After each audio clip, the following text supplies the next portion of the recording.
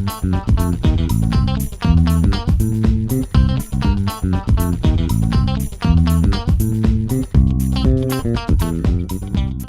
to CEWT Talk. This broadcast is brought to you by the Continuing Education Workforce Training Division of Idaho State University's College of Technology. This podcast is part of our continuing outreach efforts, and the format is conversational. We will be having conversations with businesses, professionals, entrepreneurs, community agencies, and, in all cases, difference makers. Now, let's get started with CEWT Talk. Hello, everyone. Welcome to another episode of CEWT Talk. I'm Jason Batalden. I'm the Assistant Director here at Continuing Education Workforce Training. And I am here today joined by a couple people. Those of you who are regulars to the show are looking and wondering, what's Gary doing on here? Where's Paul? Well, Paul, every now and then we let him take some time off. We make him pay for it dearly, but he took some time off on today's podcast, and so he will be back when we tell him to come back from his time off. So Gary's stepping in for him today, and Gary is our director here at Continuing Education Workforce Training, and so we're always glad to have Gary on the show. And I think part of the reason why too, Gary, is because I think we're really interested in what our guest has to say today. Oh, absolutely. That's why I wanted to be here. Yeah. So with that being said, I already failed my first job because I have to say welcome. And welcome means that I start the 20-minute timer. So the third person on the show today with us is Connie Eyrich. And Connie, well, just so everyone knows, Connie is an instructor for a fall class that we are offering this fall called Grief Recovery Method. And it starts September 9th. And Connie, before I go mess anything else up, I'm going to actually have you introduce yourself to our audience and to us.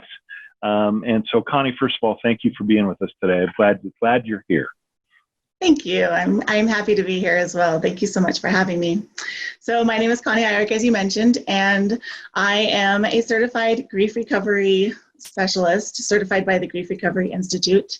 And I teach people how to process the pain of loss so that they can experience more joy in their life.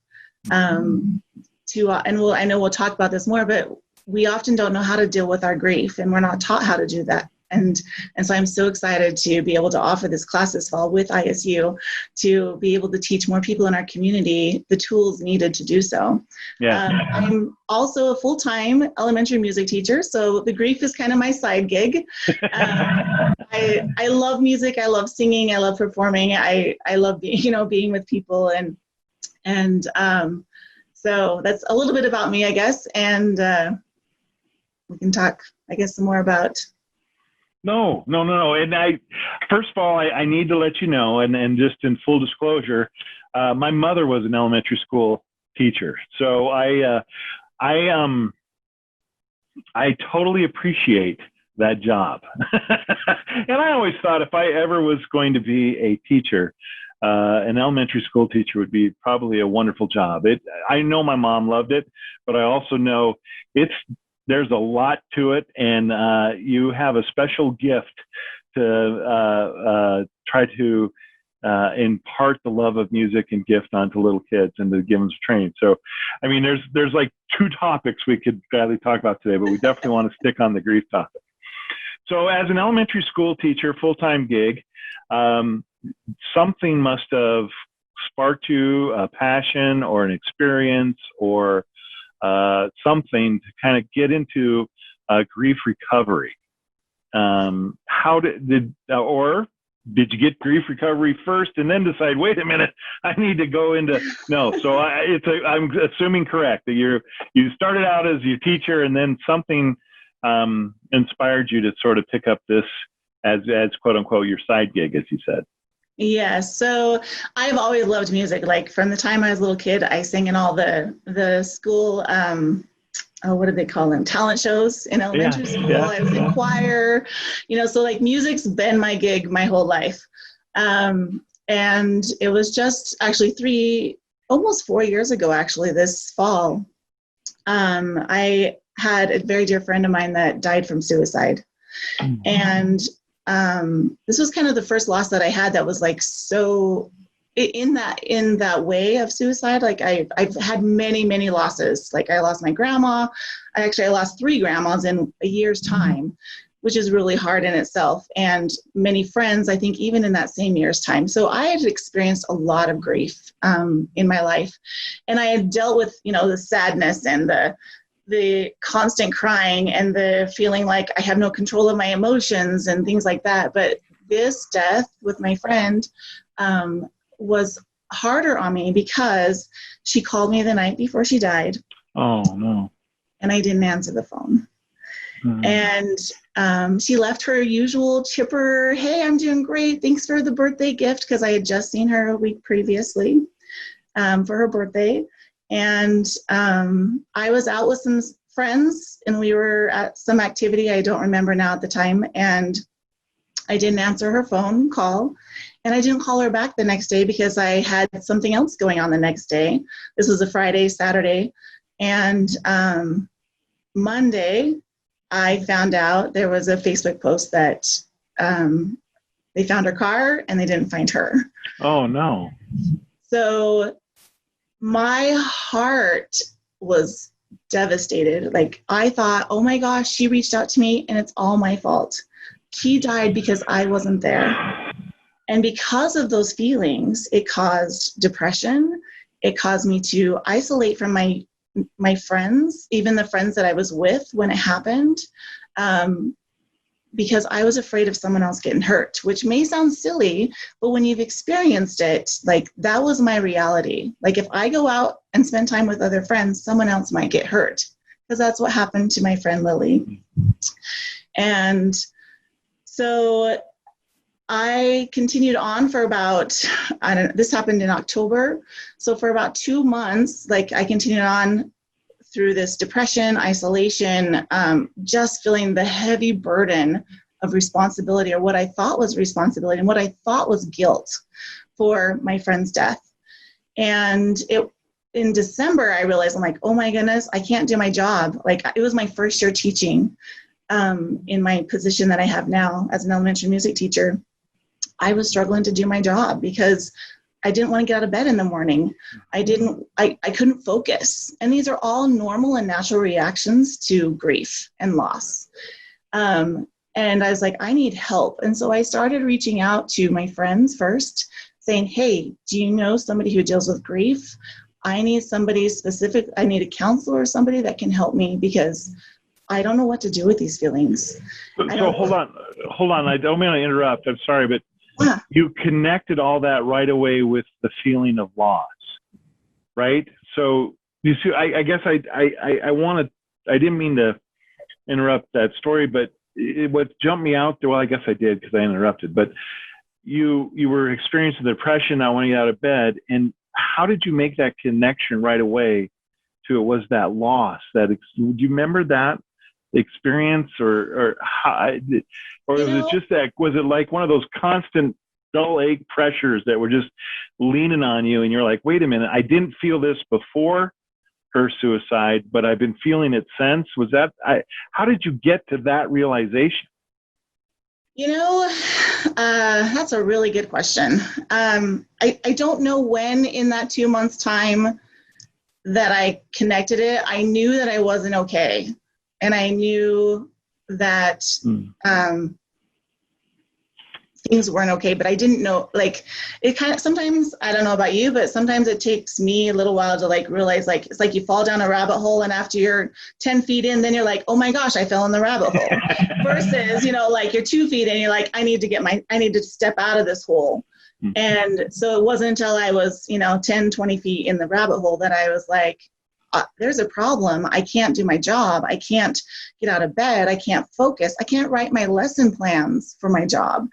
And so, like I said, the first thing I did was reach out for help. I had to ask my colleagues, like, can I borrow your lesson plans? Because I literally cannot focus and sit with this to do it. But so through all that, a friend of mine found a support group here in town. I don't know if it's functioning any longer, but a support group that was for people who had lost someone to suicide. And so I started attending that right away, which was very helpful in realizing that the way I felt was normal, because I felt so lost and I felt so isolated. And many people in that group expressed the similar feelings of feeling like it was their fault and wishing they could have done something different. So I found that group. And then another friend of mine told me about a woman named Laura Jack, who lives in Hood River. And she is a certified grief recovery specialist. And they're like, she's wonderful. And so I contacted her and I started working with her. And my mind was blown with the things that I learned that I didn't know and understand about grief.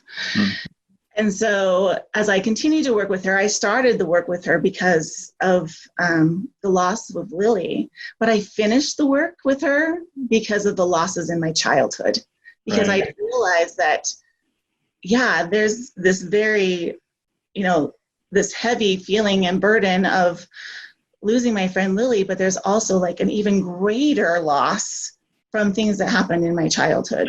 And so, that kind of brings to a greater point, right? Is it maybe a myth or an illusion or a misunderstanding about grief is that it's isolated to specific thing, right? That I feel I'm gonna totally use I don't mean to minimize the seriousness of this, but I lost a pet as a child, right? And I grieve that moment, but now I don't. So I had grief for that experience, but now I don't, right? And so, but the truth of the matter is, and when we talk about more significant trauma, more significant losses, that grief does not just, here has a start time, has an end time, disappears, and I move on. And so, is that a myth or an illusion that we have? Is that it's that way? And because, you kind of referenced, you discovered grief that you've been carrying with you since a child. Right. I love that you brought up the example of losing your pet. And Okay. Because that's actually one of the examples we use. We often talk about, in the grief recovery method, we talk about myths or misinformation about grief. Okay. And one of them is, two of them, they kind of go hand in hand. Don't feel bad and replace the loss. So I don't know what your experience was when you lost a pet, but the example we use is that oftentimes when a child loses a pet and they're crying and they're sad because they lost their best friend, right? Parents are like, oh, don't feel bad. We'll get you another dog, right?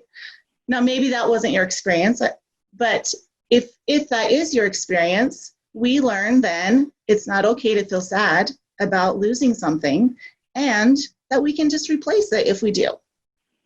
But then when you lose bigger losses like your father or a grandparent or whatever, then you can't replace that.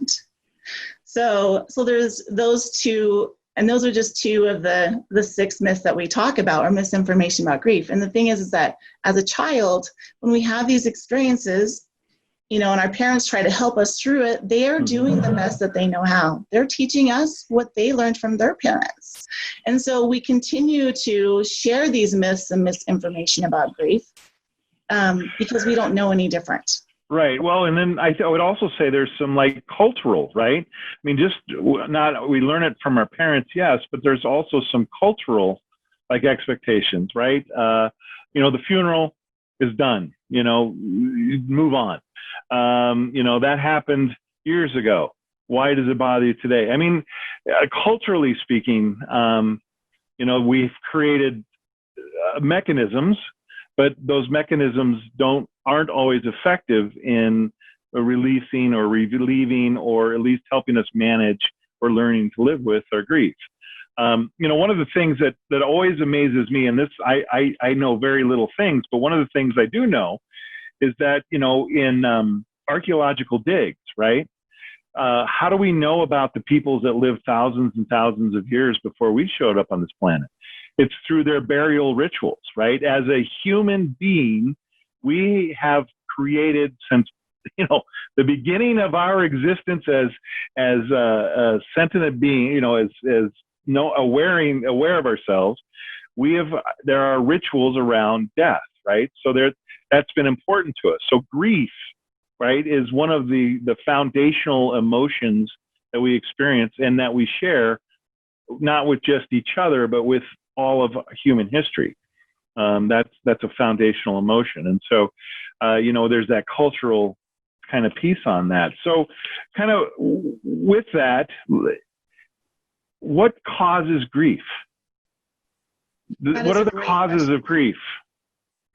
So we, when I say we, I'm referring to the Grief Recovery Institute and how I've been taught, because they are the ones that have taught me these things.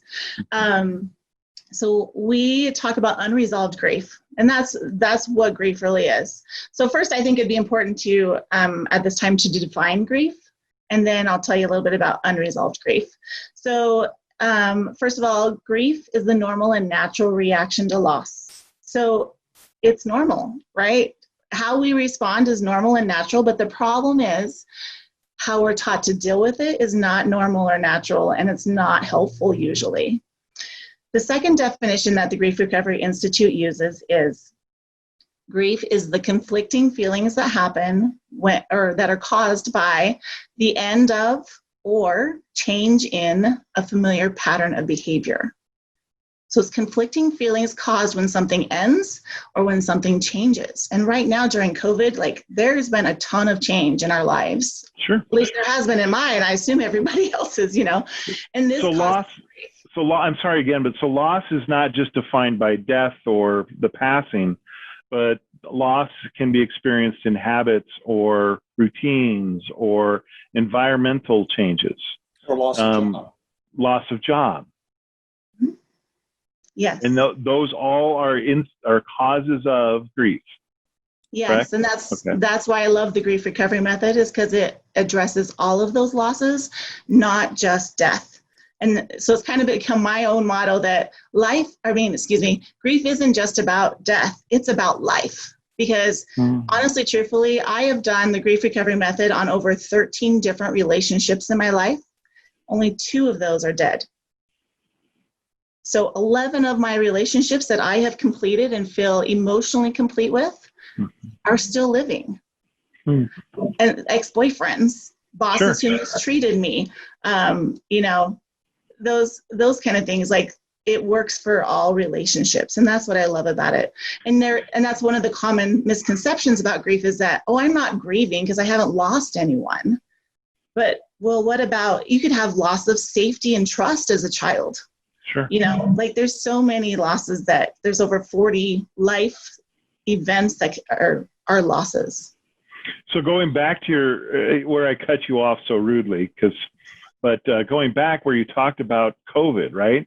I mean, yes, COVID has caused loss of job, Gary, like Gary's point is we just look at the unemployment numbers, right? I mean, we know people are losing work as a result.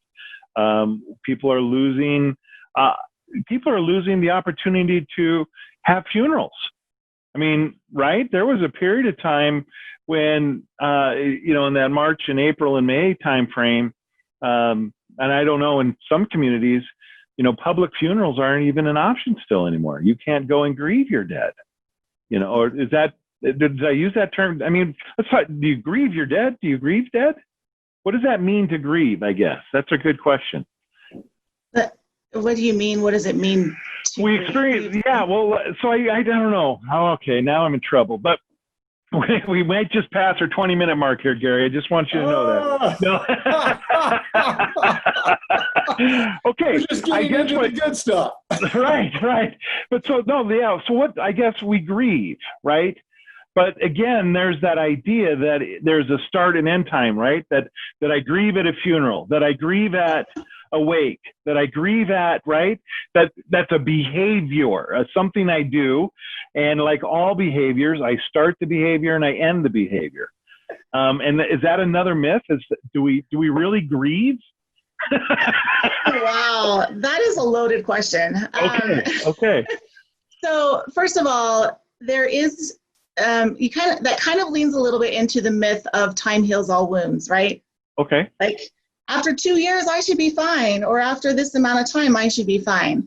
But that's not true. The truth is that actions, correct actions, which we do in the grief recovery method, which is evidence-based, correct actions within time is what heals. You can have a flat tire, and if you sit there and like, I'll just let time heal it, right? I just give it time. Is your tire going to get any air in it? You have to fill it up. Like, you have to do something. And this is one of the biggest misconceptions about grief is like, I just need to let time heal. But then we're also told to replace the loss. So if you've had your heart broken by a divorce or a romantic breakup, like, find someone new. There's plenty of fish in the sea, but also give it time. Like, it's conflicting information as well. So we do grieve, but there's a way to grieve properly.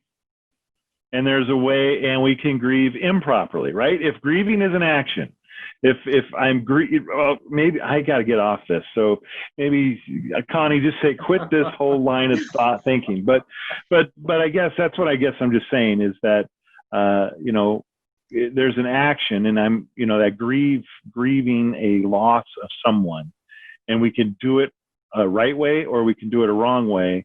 And the wrong way doesn't lead us to health. So I don't want to say that there's a right and a wrong way to grieve, because the very definition of grief is its normal and natural reaction to loss. I like it. So you can't say that I'm doing it right and you're doing it wrong. Are there tools to recover from grief? Yes. That's what the grief recovery method is it's action-based, and it gives you tools that anyone can do. But there's not a right or wrong way. If you grieve the loss for 10, 50 years, it's wrong. It just, you guys hear that? That's our time. Yeah. Oh, and I had one question. Get it in, Gary. Get it in. Okay, I've been hogging the conversation. I think you're hitting it, Connie, but does grief ever really leave us, or does that become a part of us? Oh, that's a beautiful question. How can I best answer that? So I think the difference is whether the grief causes you pain. Because I still miss my grandma Irick, who I was very close to. I've completed my relationship with her so that I no longer have that heart-stabbing pain in my chest when I think of her. But rather now I can think of her in joy, and I can remember those fond memories without having pain. And so, am I still grieving my grandma? Yes. But am I still in pain daily to where I can't function or I can't think of her without hurting? No. Because I've completed that pain. I've completed all my undelivered communications with her. I've completed any unmet hopes, dreams, and expectations that I had with my relationship with her. I've completed the things that I wish were different, better, or more. Those are the things that are unresolved grief. And those are the things that I have completed with each of the relationships I've worked on. Right. So does grief ever leave you? I guess not. But the pain of grief can leave you. Okay. Well, and that brings us to kind of what we're closing here is, we have the course that you're teaching this fall, Grief Recovery Method, which starts September 9th. And so, who are the students for that class? Obviously, students who have experienced grief, students who are struggling in that grieving process.